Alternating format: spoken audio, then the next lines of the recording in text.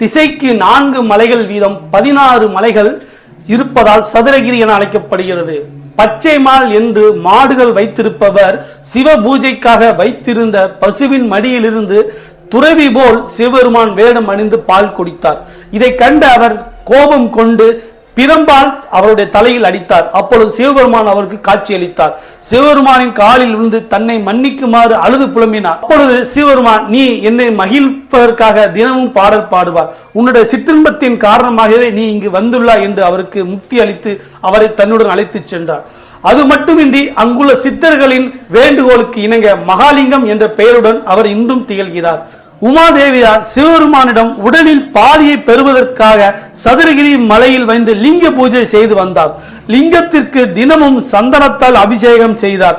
சிவபெருமான் மனம் மகிழ்ந்து உமாதேவியருக்கு தன் உடலில் பாதியை தந்து அர்த்தநாதீஸ்வரராக காட்சி கொடுத்தார்.